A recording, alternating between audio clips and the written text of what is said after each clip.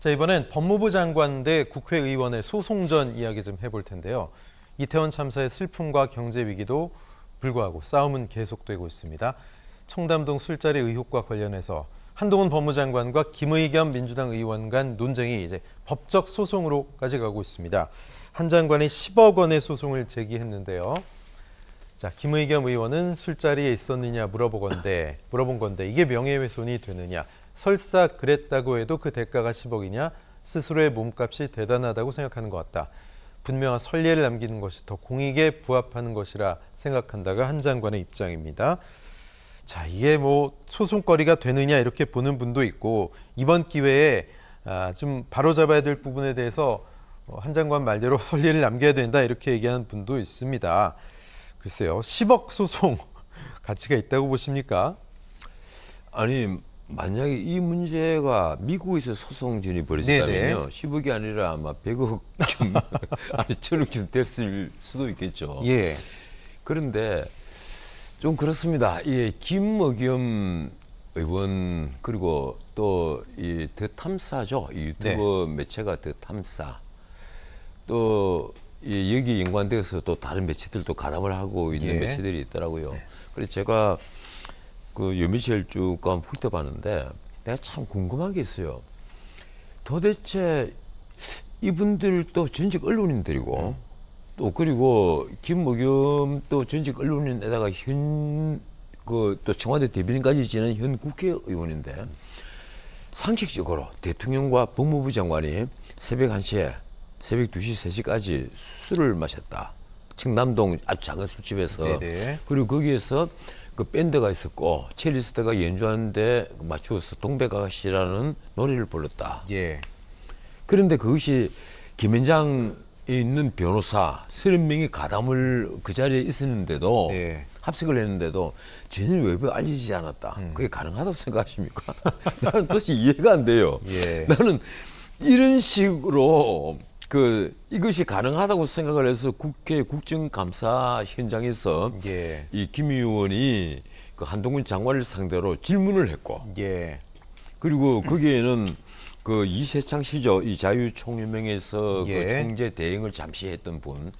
이분의 그 녹음까지 따가지고 틀면서 질문을 했고 그리고 한동훈 장관이 이건 뭐냐?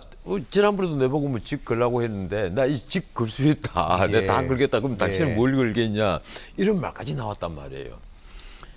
이 솔직히 말하면요, 김의겸 나는 의원도 그렇고 그리고 이걸 또 취재를 했다면서 보도를 한 이 유튜브 매체도 그렇고 난 좀 이해를 못합니다. 이런 것 같으면요, 네, 우리 법조계 저도 법조계 몇십 년 밥을 먹고 있습니다만 이런 거 만약 이게 사실이었다면 벌써 옛날에 제게부터 들어왔을 겁니다. 아니 저도 김현장에 알고 있는 분이 한두 명이 아니란 말이에요. 수없이 알고 있는데 이분들이 야, 나 어제 뭐 윤석열하고 술 먹었어? 동백아가씨 불러서 이런 말 안 들어왔겠어요? 제가 그 동네 어렸을 때부터 살았는데요. 제가 그 근처에만 가도 그 다음날 아는 친구들 연락 올 것 같은데요. 그럼요. 그리고 저도 이게 법조계부터 언론계, 저도 언론계에 참 오래 있었습니다만 이 언론계 이 취재망이 어떤데 거기 안 걸리더랬겠습니까? 언론계 가령 지금 보통 이 거대 매체 이 신문사 같으면 보통 기자들이 한 300명 정도, 지방까지 다 해외 특보까지 보면 한 300명이 움직이고 있는데 사진 기자까지 어디 걸리더라도 다 걸리더래요. 안테나에. 그런데 지금 조용했는데 그걸 김의겸 의원이 그것도 한겨레 신문 기자잖아요. 한겨레 신문 출신 이 기자께서 이 의원이 되셔가지고 청와대 대변인까지 다 경험을 하신 분이 이런 일이 있는데 당신 술 먹어서 안 먹어서 이렇게 묻는다면 이게 코미디죠. 그런데 이게 이제 실체가 아니다. 그리고 이게 첼리스트라고 된 분이 이게 나하고 같이 살고 있는 남자에게 내가 밤이 늦었으니 거짓말을 한 것이다. 이렇게 얘기를 했단 말이에요. 그럼에도 불구하고 바로 이틀 전만 하더라도 또 보수 매체는 보수 매체대로 포기하지 않고 있는 거예요, 지금. 다 여기 인터뷰를 해가지고 반대 보냈어요. 이게 나 거짓말 한 겁니다. 이렇게 했는데 또 여기에 반대되는 유튜브 매체는 매체대로 또 이걸 또 땄더라고요. 네, 네. 아, 내가 이걸 이 첼리스트가 나 그거 진짜다. 또 이런 식으로 그 친구는 얘기를 한 거예요.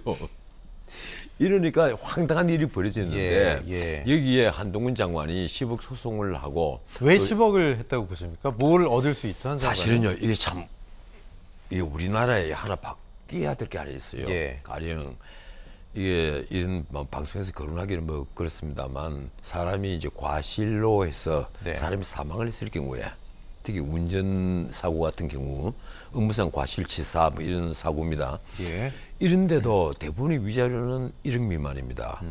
그리고 이혼 같은 경우에도 몇십 년을 살잖아요. 뭐 3천만 원 그리고 아닌가요? 예, 많아요? 한쪽의 일방적인 그 귀책 사유로 이혼을 하는데도 이번에 그 뭐 이 비교하기 그렇습니다만 SK그룹의 최 회장과 노소영 그 관장이 이혼을 하는데 위자료는 위자료는 1억이었죠? 예, 위자료 예, 1억이란 말이에요. 예. 재벌이 이혼을 하는데도 위자료가 1억이에요. 그러니까요, 예. 이러니까 그 사실은 이게 10억이라면 이거는 그보다도 10배나 되는 거니까 이건 말이 안 된다 이러는데 네.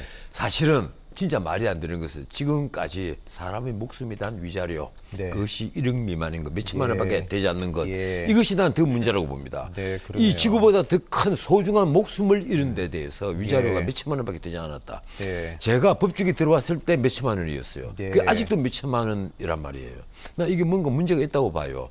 그리고 이 위자료가 문제가 아니고 그다음에 형사 고소를 했지 않습니까? 예. 그래서 경찰에서 이 더 탐사 쪽에 이 압수수색을 했습니다. 예. 그래서 거기서도 밀당을 하고 난리가 나고 하는데 심지어 경찰이 절단기까지 들고 가서 네. 이번에는 그 이 더 탐사 들어간 문을 다 잘라내고 들어갔던 모양이에요. 그래서 예.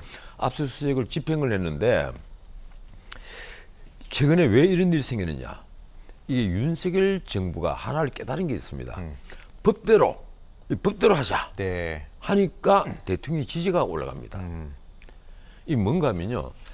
이게 지금 화물연대 파업 뭐 이거부터 시작해서 이번에 네. 더 탐사 이 문제까지 지금까지는 정치적으로 그 고리를 해서 밀당을 해서 법대로 하자는 부분이 많았는데 예. 지금부터는 다 법대로 하니까 그래도 대통령의 지지가 심지어 40%를 회복했죠? 넘어져 올라가는 예. 데도 있다. 그 대통령 지지가 올라가고 국민들이 기대하는 것은 바로 이것이었다는 네. 것을 윤석열 정부가 깨달은 것처럼 보이는 거예요. 네. 나는 그래서 앞으로 이 법대로 하는 것이 점차 늘어날 것으로 봅니다. 좀 걱정스러운 부분도 이게 있네요. 예. 파업뿐 아니라 네. 파업 같은 이게 노동운동뿐 아니라 모든 문제에 있어서 아마 윤석열 정부는 그리고 윤석열 정부에 있는 참모들이 우선 이 검찰, 경찰 참모들이 예. 자 우리는 법대로 하겠다. 법대로 하자. 그렇게 되면 가령 지금 이재명 리스크가 민주당에 딱 닥쳐 있잖아요. 예. 아, 민주당도 깝깝해질 겁니다. 이 예. 법대로 앞으로 이 다음 한 주는 법대로 좀 지켜보면 또 재밌는 일들이 생길 겁니다. 네, 과연 공익에 부합하는 것이 무엇인지 한번 생각해 보게 하는군요. 전은책 변호사님과 말씀 나눴습니다. 고맙습니다. 예, 고맙습니다. 네.